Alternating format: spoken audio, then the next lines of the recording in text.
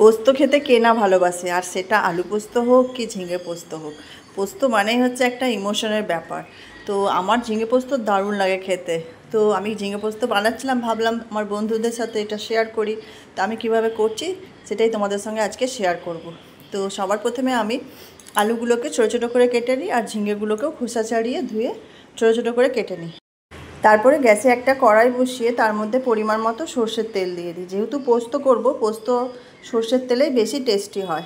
তারপরে তেল যখন গরম হয়ে যায় তার মধ্যে আমি শুকনো লঙ্কা, তেজপাতা আর পাঁচফোড়ন দিয়ে দিই। তারপরে আমি আলুটাকে দিয়ে দিই। যেহেতু আলুটা সেদ্ধ হতে একটু টাইম লাগবে, সেই জন্য এখানে আমি আলুটা আগে দিয়ে দেবো। আলুটা দিয়ে বেশ কিছুক্ষণ নাড়াচাড়া করব। পোস্ত থাকলে মনে হয় তার সাথে একটু ডাল হলে খাওয়া হয়ে যায়, আর এই গরমের মধ্যে পোস্তটা খেতে যেন আরও বেশি ভালো লাগে। এইভাবে বেশ কিছুক্ষণ নাড়াচাড়া করার পর যখন দেখি আমার আলুটা বেশ ভাজা ভাজা হয়ে এসছে, তার মধ্যে আমি এবারে ঝিঙেটা দিয়ে দেবো।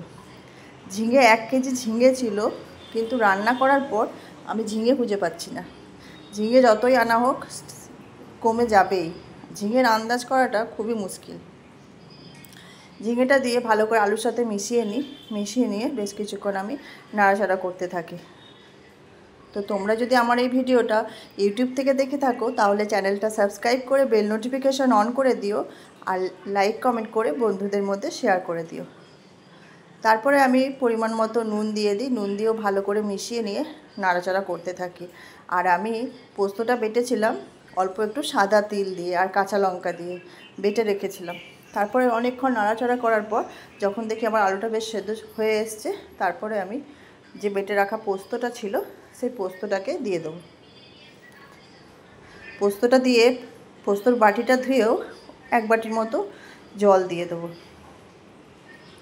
জলটা দিয়ে ভালো করে আমি পোস্তর সাথে মিশিয়ে নেব। তো তোমরা যদি আমার এই ভিডিওটা ফেসবুক থেকে দেখে থাকো তাহলে পেজটা ফলো করে পাশে থেকো, লাইক কমেন্ট করে বন্ধুদের মধ্যে শেয়ার করে দিও।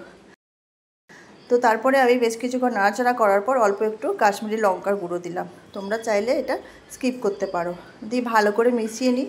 যখন দেখি আমার রান্নাটা কমপ্লিট হয়ে গেছে তখন আমি উপর দিয়ে কাঁচা সর্ষের তেল দিয়ে গ্যাসের ফ্লেমটা বন্ধ করে দিই, আর উপর দিয়ে চেরা কাঁচা লঙ্কা দিয়ে সাজিয়ে দিই।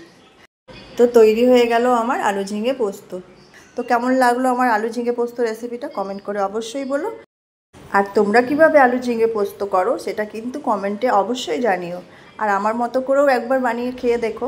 আমার ভিডিওটা প্রথম থেকে শেষ অবধি দেখার জন্য তোমাদেরকে অসংখ্য ধন্যবাদ।